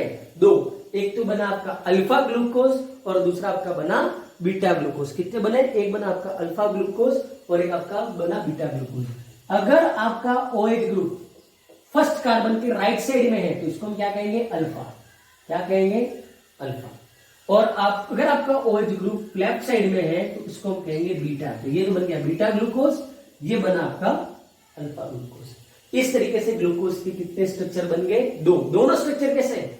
साइक्लिक स्ट्रक्चर है। कौन से हैं? साइक्लिक। और दोनों स्ट्रक्चर का कॉन्फ़िगरेशन पूरा सेम है, वेरिएशन है खाली पहले कार्बन के कारण। पहले कार्बन को फ्लिप कर दोगे तो आपके पास दोनों स्ट्रक्चर चेंज हो जाएंगे, इतना ही खाली वेरिएशन है। तो ये आपके पास बन गया अल्फा एंड बीटा ग्लूकोज। लेकिन कंफ्यूजन नहीं करना है, मैंने आपको कितने कंसेप्ट बता दिए। आपको एक तो देखना है सेकेंड लास्ट कार्बन के ऊपर OH ग्रुप लेफ्ट साइड है या राइट साइड, तो ये कौन सी चीज बताता है? DNL। कंफ्यूज नहीं होना ना, सारी खिचड़ी नहीं कर देनी है। सेकेंड लास्ट कार्बन पर OH ग्रुप क्या बताता है? DN। फर्स्ट कार्बन पर OH ग्रुप क्या बताता है? Alpha beta. फर्स्ट कार्बन पर OH ग्रुप क्या बताता है? Alpha beta. तो ये तो बात होगी आपकी अल्फा एंड बीटा की। अगर OH ग्रुप राइट साइड तो alpha glucose, OH group left side तो बीटा ग्लूकोज। तो ये तो बात होगी अल्फा एंड बीटा की। तो अभी तो हमने ये स्ट्रक्चर बनाया, तो इसको आप प्रॉपर साइक्लिक स्ट्रक्चर में भी ड्रॉ कर सकते हो, जिसको हम कहते हैं हावर्ट्ज स्ट्रक्चर। क्या कहते हैं? हावर्ट्ज स्ट्रक्चर। तो अब मैं आपको सिखाऊंगा हावर्ट्ज स्ट्रक्चर बनाना। तो अब हम बात करेंगे हावर्ट्ज स्ट्रक्चर की। अब अपन बात करेंगे हावर्थ स्ट्रक्चर की। किसकी बात करेंगे? हावर्थ। और आप पिछले साल के पेपर उठा के देख लीजिए, अल्टरनेट 1 ईयर में आपको बार बार हावर्थ स्ट्रक्चर एग्जाम में पूछा हुआ है। कई बार ग्लूकोज का पूछ लिया है, कई बार फ्रक्टोज का पूछा है, कई बार सुक्रोज का पूछा है, लेकिन हावर्थ स्ट्रक्चर पूछा है। अब इसको बनाना है। तो अभी मैंने आपको एक स्ट्रक्चर बना के दिया था, साइक्लिक स्ट्रक्चर, वो बनाएंगे हम। तो साइक्लिक स्ट्रक्चर हम बनाते हैं अल्फा का। किसका बनाते हैं? Alpha. C O H H C O H H C O H H C H C H 2 O H. आपके भी प्रैक्टिस में आ जाएगा, तब आपको कोई कंसेप्ट नहीं भी पता है ना, तो आप स्ट्रक्चर फटाफट बना लोगे। तो ये 6 कार्बन का साइक्लिक स्ट्रक्चर हो गया। तो अब पहला तो मैं आपको जवाब दूंगा कि मैंने आपको एक प्रश्न कहा था दिमाग में रखना, क्या कि मैंने 5वां कार्बन ही क्यों सिलेक्ट किया। तो 5वां कार्बन इसलिए किया कि अगर हम रिंग स्ट्रक्चर की बात करें, रिंग स्ट्रक्चर की बात करें, तो कितने मेंबर की रिंग ज्यादा स्टेबल होती है? अगर आपसे कोई पूछे 5, 6 और 7, एक रिंग है जो 5 मेंबर से मिलकर बनी है, इस तरीके से, ये 1 2 3 4 और 5। एक रिंग जो है वो 6 मेंबर से मिलकर बनी है, इस तरीके से, 1 2 3 4 5 6। और एक रिंग जो है वो आपकी 7 मेंबर से मिलकर बनी हुई है, 1 2 3 4 5 1 2 3 4 5 5 6 और 7। तो आपको पता होना चाहिए, स्टेबिलिटी कंसेप्ट ये कहता है कि 6 मेंबर्ड रिंग, कितने मेंबर की? 6 membered ring is more stable then 5 and 7। ऐसे तो 5 से ज्यादा 6 और 6 से ज्यादा 7 होना चाहिए, लेकिन कंसेप्चुअली ये देखा गया है कि 6 मेंबर की रिंग इन दोनों से ज्यादा स्टेबल है। 6 मेंबर्ड रिंग इन दोनों से ज्यादा स्टेबल है। अब कॉमन सेंस लगाओ और मुझे ये बताओ कि आपको ज्यादा स्टेबल कंपाउंड, आपको मैं ये कहूं कि आपको आपके लिए कोई भी एक चीज खरीदनी, कोई भी चीज, एनीथिंग जो लॉन्ग टर्म काम में आ सकती है, मोबाइल खरीदना है, तो आप क्या करोगे? ऐसा कोई मोबाइल खरीदोगे जो 1 महीने में खराब हो जाए? आपकी चॉइस क्या रहेगी? कम से कम 2-3 साल तक एक मोबाइल चले, या ज्यादा से ज्यादा साल जो चले वही मोबाइल आप लोगे। मतलब आपने क्या देखा? स्टेबिलिटी। तो यहां पर भी आप स्ट्रक्चर बनाना चाह रहे हो तो आप क्या देखोगे? स्टेबिलिटी। तो देखिए 6 मेंबर की रिंग कैसे पॉसिबल थी? मान लीजिए अगर ये वाला ऑक्सीजन करता तो 1 2 3 4 और 5 मेंबर रिंग बनती। ये करता तो 1 2 3 और 4, 1 2 3 1 2 3 4 5 6 और 7। ये करता तो 7 करता। मतलब इन सब के अंदर सिर्फ 5वां कार्बन ही एक ऐसा था जो 6 मेंबर की रिंग बना रहा है, जो क्या कर रहा है? 6 मेंबर रिंग बना रहा है। तो that's why we select this compound. अब कई सारे ऐसे बच्चे भी जो यूं कहेंगे कि सर इसको ले लो ना, 1 2 3 4 5 और 6 बनेगी नहीं बनी 6 मेंबर रिंग? देखो 1 2 3 4 5 और 6। तो सर हमने C2 क्यों नहीं लिया? लेकिन हमें दिमाग में ये भी तो रखना है, ज्यादा और दिमाग भी नहीं लगाना है, कारण कि CHO ग्रुप तो इस कार्बन पर है और आप उसको हटाकर यहां बना रहे हो, तो हेमियोसिटेट कंसेप्ट कहां लगा? तो ये तो इन्वॉल्व करना ही है। इसको इन्वॉल्व करते हुए सिर्फ C5 जो था वही एक ऐसा कार्बन है जो 6 मेंबर रिंग बनाता है। तो पहली चीज, अब आपको इसका क्या बनाना है? साइक्लिक स्ट्रक्चर बनाना है। तो साइक्लिक स्ट्रक्चर पता है कितने मेंबर का है? 6 मेंबर है। तो ड्यू टू 6 मेंबर रिंग, पहली चीज क्या पता पड़ी आपको? ड्यू टू 6 मेंबर रिंग आपको क्या बनाना है? एक हेक्सागन बनाना है। क्या बनाना है? हेक्सागन। अगर आप उसको हेक्सागन बनाते हो तो ये रहा कार्बन, एक कार्बन, एक कार्बन, एक कार्बन, एक कार्बन, एक कार्बन, 6 कार्बन हो गए। लेकिन आपको ये पता है कि यहाँ पर 6 मेंबर रिंग तो बन रही है, लेकिन उस 6 मेंबर में 5 तो क्या है? कार्बन है। देखो 1 2 3 4 5 कार्बन, लेकिन छठा क्या है?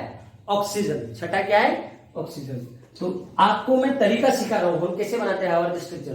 तो सबसे पहले तरीका, draw a 6 membered ring of hexagon, और उसके टॉप राइट कॉर्नर में आपको क्या लगा देना है? ऑक्सीजन। टॉप राइट कॉर्नर में आपको क्या लगा देना है? ऑक्सीजन। पहला काम रिंग बनाना, दूसरा टॉप राइट कॉर्नर में ऑक्सीजन जोड़ दिया। तो ये आपके 1 2 3 4 5 6 मेंबर की रिंग बन गई। और नंबरिंग आपकी राइट साइड से होगी, यहां से 1 2 3 4 5 यहां से होगी। तो आप क्या यहां पर नंबर देना हो तो ये रहा 1 2 3 4 5 6, यहां के 6 कार्बन ये रहे, जो 5 कार्बन तो ये रहा, छठा कार्बन रिंग के अंदर नहीं है, रिंग के बाहर दिख रहा है ना आपको छठा, तो ये रहा। अब आपको क्या करना है, ये तो नंबरिंग कर दी, पहली चीज रिंग बनानी है, दूसरा टॉप राइट साइड में ऑक्सीजन करना है, और राइट साइड से आपको नंबरिंग स्टार्ट करनी है। यहां तक क्लियर हो गया। अब आपके पास ये बॉन्ड जो बन रहे हैं उनको आप वर्टिकली करोगे। क्या करोगे? The bonds are represented by vertical lines, इस तरीके से ऐसे वर्टिकल लाइंस बनाकर आप बॉन्ड बनाओगे। तो ये तो रहा आपका कार्बन, ये क्या है मैं डॉट कर रहा हूं, वो सब क्या आपके कार्बन, और ये दोनों लाइनें क्या शो कर रही हैं, इन कार्बन से जुड़े हुए ये दोनों ग्रुप। लेकिन फिर यहां पर एक नई चीज आती है। फिर क्या आती है नई चीज, कि मैं OH कहां लिखूं, ऊपर लिखूं या नीचे लिखूं? क्वेश्चन तो आएगा दिमाग में कि OH को कहां लिखा जाए। तो देखो छोटी छोटी बातें मैं बार बार बता रहा हूं, आपको नोट करते हुए चलना है। क्या करना है आपको, तो राइट साइड में जो ग्रुप होगा, राइट साइड में जो ग्रुप होगा उसको आप कहां लिखोगे, डाउन साइड।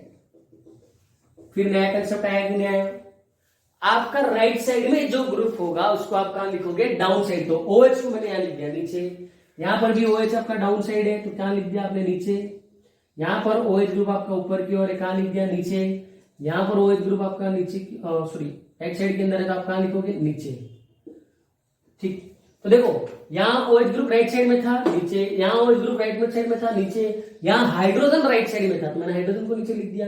यहां वापस OH नीचे आ गया, लेकिन यहां पर देखो, यहां पर तो राइट साइड में है ही, राइट साइड में थोड़ी है ये CH2OH, राइट साइड में क्या नहीं। तो यहां याद रखना CH2OH बड़ा ग्रुप है, CH2OH कैसा है, बड़ा ग्रुप, और बड़ा ग्रुप है इसलिए इसको आप कहां लिखोगे, ऊपर की ओर, और यहां नीचे की ओर क्या लिखोगे, हाइड्रोजन।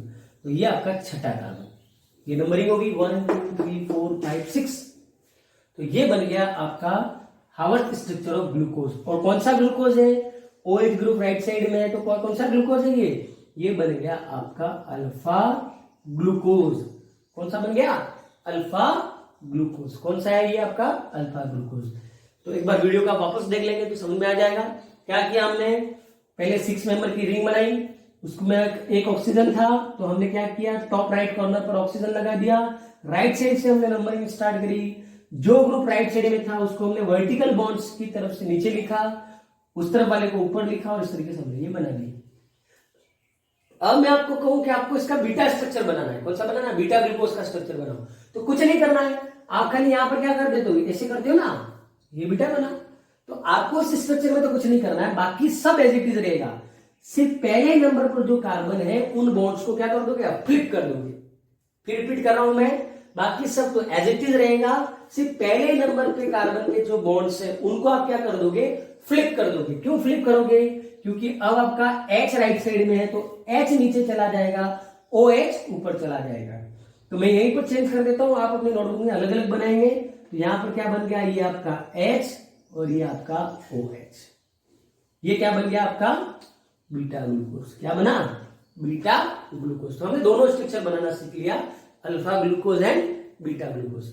अब मेरी बात सुनना, आपके कंपटीशन एग्जाम में क्वेश्चन आता है कि कौन सा ग्लूकोज ज्यादा स्टेबल है, और यहां पर भी पूछा जा सकता है। तो ध्यान रखना, beta glucose is more stable then alpha.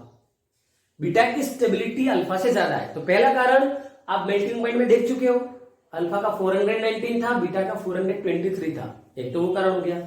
और दूसरा कारण देखो, इसका स्ट्रक्चर है ना वो बहुत ही वेल अरेंज्ड है, वेल मैनर में किया हुआ है। कैसे, यहां OH ग्रुप ऊपर जो बड़ा ग्रुप है, तो यहां OH ग्रुप जो बड़ा है वो कहां चला गया, छोटा, फिर यहां वापस ऊपर, फिर यहां वापस नीचे, फिर यहां बड़ा ग्रुप ऊपर। बात आ रही है ना समझ में, अल्टरनेट लार्ज ग्रुप को अरेंज कर रखा है। यहां बड़ा ग्रुप ऊपर है, यहां बड़ा ग्रुप नीचे, यहां बड़ा ग्रुप ऊपर है, यहां बड़ा ग्रुप नीचे। और इसके कारण इसका स्टेरिक हिंड्रेंस जो होता है, क्या स्टेरिक हिंड्रेंस, वो बहुत ही कम होता है। क्या होता है, स्टेरिक हिंड्रेंस का मतलब होता है बाधा। स्टेरिक हिंड्रेंस का मतलब क्या होता है, बाधा, ऑब्स्टेकल्स। तो इसका स्टेरिक हिंड्रेंस कम होता है, और जिसका स्टेरिक हिंड्रेंस कम होता है उसकी स्टेबिलिटी ज्यादा होती है, इसलिए इसकी स्टेबिलिटी ज्यादा है। अब स्टेरिक हिंड्रेंस में नहीं उलझना हो, क्योंकि स्टेरिक हिंड्रेंस पढ़ाई नहीं आपने। ऑर्गेनिक जो पढ़ोगे आप, रिएक्शंस वगैरह, उसमें स्टेरिक हिंड्रेंस आता है, उससे स्टेबिलिटी कंसेप्ट पता पड़ती है। तब हम इसकी बात करेंगे, ठीक है। दूसरा ये कि आपने ये जो स्ट्रक्चर बनाया ना वो पाइरेन से सिमिलर है। ये देखो, इसको हम कहते हैं पाइरेन। क्या कहते हैं? पाइरेन। ये दिख रहा है आपको? तो देखो ये दोनों दिखने में सेम है कि नहीं है?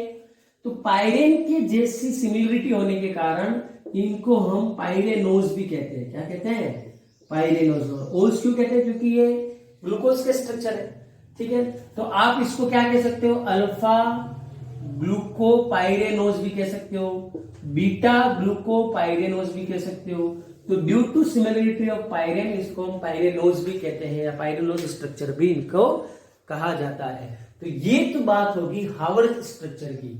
अब आगे आपको कई सारे हार्वर्ड स्ट्रक्चर बनाने हैं। ग्लूकोज का बना दिया है, fructose, sucrose, maltose, lactose, galactose, कई सारे स्ट्रक्चर हम बनाएंगे और सीखते जाएंगे। लेकिन आपको प्रैक्टिस जरूर करनी है घर पर। और अगर आपको हार्वर्ड स्ट्रक्चर समझ में आ गया है तो please please please comment section में लिखिए कि yes sir we understood about Harvard structure, हमको हार्वर्ड स्ट्रक्चर अच्छे से समझ में आ गया है। और यहीं से आपका एक नया टॉपिक स्टार्ट होता है, एनोमेरिक कार्बन्स, या जिनको हम कहते हैं एनोमर्स। एनोमेरिक कार्बन, तो ध्यान से समझना, मैं ये बात बता देता हूं क्या होता है एनोमेरिक कार्बन। तो मैंने आपको एक बात बताई थी कि अगर यहां पर ग्लूकोज था CHO, जिसका कार्बन sp2 हाइब्रिडाइज था, जिसकी वजह से इसकी ज्योमेट्री क्या थी? प्लेनर, जिससे अटैकिंग जो ऑक्सीजन था वो फ्रंट और बैक अटैक दोनों कर सकता था, जिसकी वजह से ग्लूकोज के दो स्ट्रक्चर बने, अल्फा एंड बीटा। बट ये दोनों स्ट्रक्चर क्या है? आइसोमर्स है। दोनों स्ट्रक्चर क्या है? अल्फा ग्लूकोज का स्ट्रक्चर भी C6H12O6 है फॉर्मूला तो, और बीटा का फॉर्मूला भी यही है। मतलब ये दोनों क्या है? एक दूसरे का आइसोमर है। क्या है? आइसोमर। लेकिन ये इनको हम कहते हैं एपीमर। क्या कहते हैं? एपीमर, या इनको हम कहते हैं एनोमर। तो एनोमर क्या है? It is a type of epimer in which two different forms of isomer are formed. दो आइसोमर बन रहे हैं और due to a single carbon, एक ही कार्बन के ऊपर OH ग्रुप का अरेंजमेंट चेंज कर देने की वजह से आपके पास दो स्ट्रक्चर बन रहे हैं। बाकी पूरा सेम है, लेकिन एक ही कार्बन के अंदर अरेंजमेंट्स को बदल देने से दो स्ट्रक्चर बनते हैं। इसलिए इस फर्स्ट कार्बन जिसकी वजह से ये हो रहा है, इसको हम कहते हैं एनोमेरिक कार्बन। ग्लूकोज के दो स्ट्रक्चर बनने के पीछे रेस्पॉन्सिबल कौन है? C1, वही है ना, जिसकी वजह से दो स्ट्रक्चर मिल रहे हैं, तो उसको हम कहते हैं एनोमेरिक कार्बन। और पर्टिकुलर एक के ऊपर ही अरेंजमेंट चेंज कर देने की वजह से, एनोमेरिक कार्बन की वजह से हमें दो आइसोमर मिलते हैं, इसलिए हम उनको कहते हैं एनोमर्स। क्या कहते हैं? एनोमर्स। ज्यादा कुछ है नहीं इसके अंदर। तो आप ये एनोमर्स वाला कंसेप्ट पढ़ सकते हैं, टेक्स्ट बुक के अंदर आपकी गिवन है, ज्यादा डिटेल में देखना हो तो। अब हम आगे बढ़ते हैं। नेक्स्ट टॉपिक हमारा आ रहा है म्यूटा रोटेशन। नेक्स्ट है म्यूटा रोटेशन।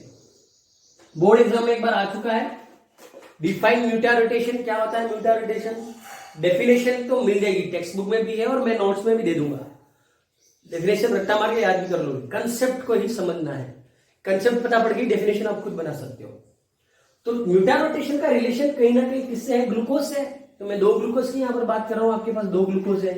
पहला glucose COH, HCOH, HCOH, HCOH, HCH, CH2OH, O।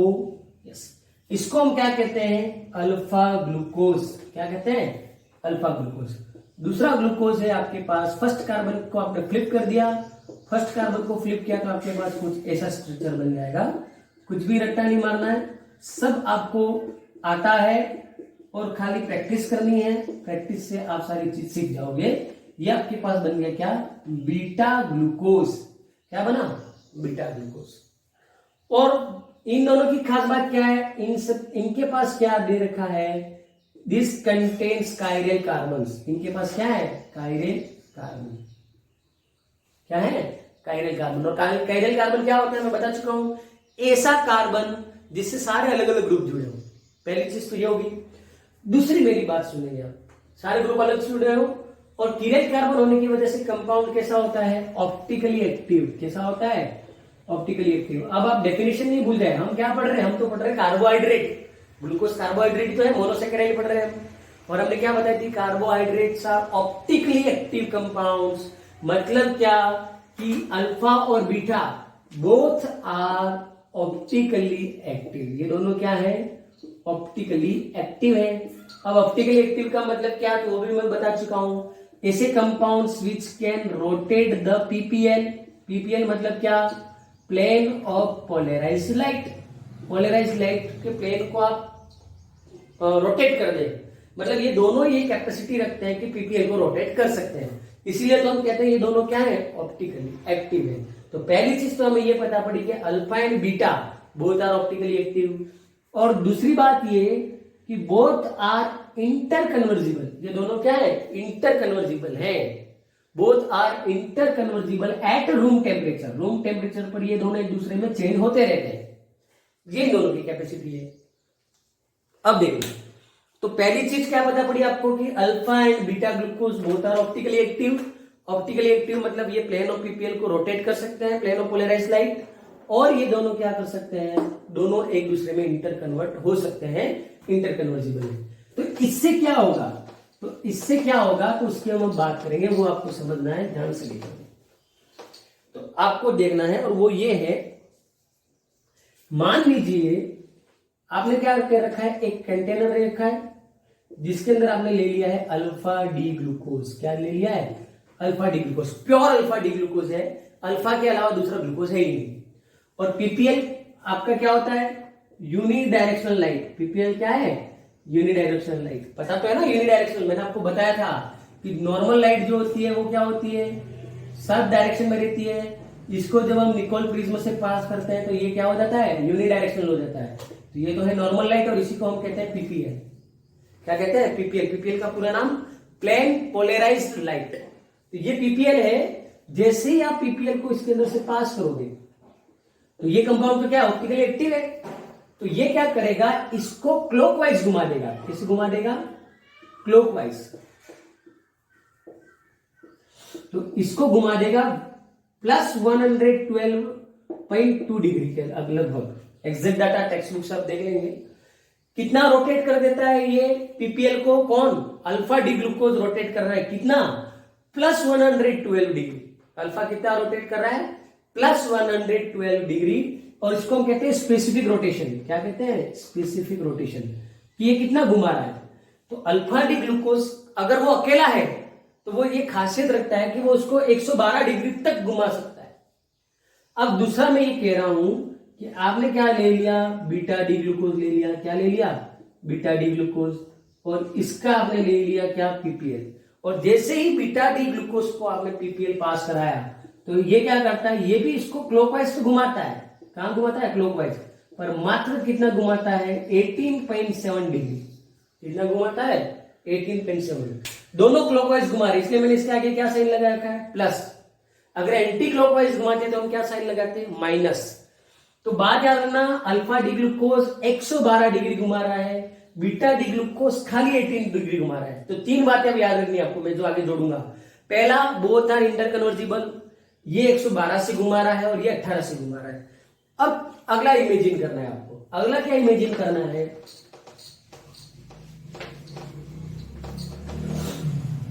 अगला ये इमेजिन करना है कि ये रहा आपका कंटेनर, ये क्या है आपका अल्फा डी ग्लूकोज। ये क्या है आपका अल्फा डी ग्लूकोज, ठीक है। अब अल्फा डी ग्लूकोज ले रखा है, और कई बार होता है ना कि जैसे कि आपने क्या किया, कोई 10 कंचे गिनकर कहीं एक जगह पर रखे। बात को ध्यान से समझना, ये रहे 10 कंचे आपने यहां पर गिनकर रखे हुए, फिक्स 10 कंचे। आप यहां गिनकर गए और आप किसी को बुलाने गए कि चल मैं बता दूं मेरे पास 10 कंचे हैं। और क्या हुआ, आपके जाने के बाद आपने प्लेन जगह पर रखे थे, तो 2 कंचे यहां से लुढ़क कर कहीं दूसरी जगह जाकर चले गए, कौन दूसरे कोने में चले गए। और अब आप आए, देखो गिनो, और आपने गिना ये तो 8 है। अरे यार ऐसा हो ही नहीं सकता, मैं अभी 10 कंचे गिनकर गया हूं, ये 8 कैसे हो गए। बात आई दिमाग में, बस यही चीज यहां पर है। तो क्या आपको ये पता था कि अल्फा डी ग्लूकोज कितना रोटेट करता है, अल्फा डी ग्लूकोज पीपीएल को रोटेट करता है अप्रोक्स 112.2 या 3 डिग्री पर रोटेट करता है। तो आपने कंटेनर में अल्फा डी ग्लूकोज ले रखा है और आप लोगों को बोल रहे हो कि देखो साहब ये क्या करेगा, इसको 112 डिग्री पर घुमा देगा, 112 डिग्री पर घुमा देगा। पर हुआ क्या, 112 पर नहीं घुमा। नहीं घुमा, कितने पर घुमा वो मैं आगे बताऊंगा। नहीं घुमा, क्यों नहीं घुमा? तो पहला रीजन जो मैं आपको बोल चुका हूं, क्या alpha D glucose is interconvertible. तो क्या होगा, आपने शुरुआत में अल्फा डी ग्लूकोज ले रखा है, लेकिन वो तो धीरे धीरे धीरे धीरे किसमें कन्वर्ट हो रहा है, alpha D sorry beta D glucose में। किसमें कन्वर्ट हो रहा है, beta D glucose. Alpha D glucose था, धीरे धीरे वो किसमें कन्वर्ट हो रहा है, beta D glucose. Alpha D glucose किसमें रोटेट करना चाह रहा है, 112 डिग्री पर। ये कितने पर करना चाह रहा है, 18 डिग्री पर। देखो बहुत ही इंटरेस्टिंग कंसेप्ट है। तो मैं ये कह रहा हूं कि शुरुआत में ये 100% था, ये 0 था, लेकिन कुछ समय बाद धीरे धीरे कन्वर्ट होते होते ये 90% है और ये 10% है। और आपने कहा कि देखो रिजल्ट आएगा अभी 112, लेकिन 112 तो किसका था, 100 का 112 था।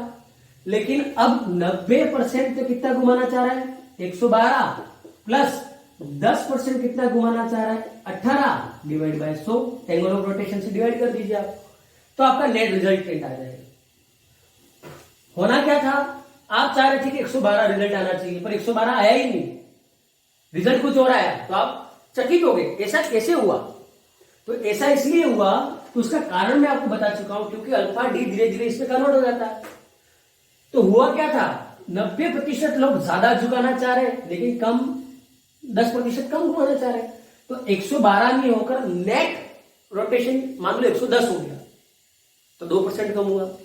फिर मैं ये कह रहा हूं कि ये 80 हो गया और ये 20 हो गया, तो 105 हो गया, ये 70, ये 30, ऐसे ऐसे कब तक होगा ये तब तक होगा जब ये दोनों इक्विलिब्रियम पर नहीं आ जाए। कब तक होगा, जब ये अल्फा डी और बीटा डी दोनों इक्विलिब्रियम पर नहीं आ जाए। और इक्विलिब्रियम पर आने के बाद क्या होगा, इक्विलिब्रियम पर आने के बाद ये होगा कि जितना अल्फा बीटा में जा रहा है उतना ही बीटा वापस अल्फा में आ रहा है। मतलब क्या कि एंगल ऑफ रोटेशन पर कोई भी फर्क नहीं पड़ेगा। फिर इक्विलिब्रियम पर आने के बाद एंगल ऑफ रोटेशन ना तो बढ़ेगा ना ही एंगल ऑफ रोटेशन घटेगा। कारण कि अब इक्विलिब्रियम पर आ गया, और इक्विलिब्रियम पर क्या होता है कि जितना अल्फा बीटा बनता है उतना ही बीटा वापस अल्फा बन जाता है। तो बात यह आती है कि इक्विलिब्रियम पर आने के बाद नेट रिजल्टेंट कितना होगा। तो नेट रिजल्टेंट इसका होता है प्लस 52.6। कितना होता है, प्लस 52.6। मान लीजिए कि आपने अल्फा डी ग्लूकोज निकाल के गए और सबको बुलाने गए, चलो मैं बताता हूँ रिजल्ट आएगा 112 में, तो पहले से ही पता है। और आपने देखा कि आधे घंटे बाद आप आए और रिजल्ट तो आ गया 52, सब लोग हंसेंगे, अरे तू तो 112 कह रहा था, 50 आ रहा है। बात आई समझ में, इसका कारण क्या है, तो इस प्रॉपर्टी को हम कहते हैं म्यूटा रोटेशन। दिस प्रॉपर्टी, और इसका नाम, इसको हम क्या कहते हैं, the change in specific rotation. तो चेंज हुआ ना, बदलाव। आप क्या सोच रहे थे, 112 आया क्या, 52, तो ये चेंज ही तो हुआ। The change in specific rotation is known as mutarotation. Proper definition notes में मिल जाएगा। कंसेप्ट आपको समझ में आना चाहिए। तो उम्मीद करता हूं म्यूटा रोटेशन आपको अच्छे से समझ में आया होगा। आज का लेक्चर हम यहीं पर पूरा करेंगे। आज के लेक्चर में हमने जो जो चीजें पढ़ी वो आप एक बार घर पर वापस अच्छे से पढ़ेंगे। हमने आज बात करी कॉन्फ़िगरेशन ऑफ ग्लूकोज, जिसमें डीएल कन्वेंशन की हमने बात करी, साइक्लिक स्ट्रक्चर की बात करी, हावर्थ स्ट्रक्चर बनाना मैंने आपको सिखाया। उसके बाद मैंने आपको एनोमेरिक कार्बन के बारे में बात करी, और अभी हमने लास्ट में बात करी म्यूटा रोटेशन। तो यहां तक का चैप्टर आप स्टार्ट से वापस यहां तक का चैप्टर रीड करेंगे आज के होमवर्क में, और आगे के 2-4 पेज भी रीड करेंगे। ये आपका आज का होमवर्क है। उसके बाद आपको घर पे बैठ के बिना किसी की मदद से खुद ग्लूकोज के हावर्थ स्ट्रक्चर बनाने हैं। अगर आपको किसी पॉइंट पर कोई दिक्कत लगती है तो आप मुझसे संपर्क कर सकते हैं। मेरा नंबर, व्हाट्सएप नंबर जो है वो डिस्क्रिप्शन में दे रखा है, आप मुझसे बात कर सकते हैं। मैं आपकी मदद करने के लिए तैयार हूं। साथ ही साथ प्लीज प्लीज प्लीज आप वीडियो देखने के बाद अपना नाम जरूर लिखें कमेंट सेक्शन में। ज्यादा से ज्यादा इस वीडियो को शेयर करें। अगर आपने हमारे चैनल को सब्सक्राइब नहीं कर रखा है तो चैनल को सब्सक्राइब करें, और अपना नाम कमेंट सेक्शन में डालना नहीं भूलें। ठीक है, हम जल्दी मिलेंगे हमारे नए वीडियो के साथ। तब तक के लिए धन्यवाद। जय हिंद, जय भारत।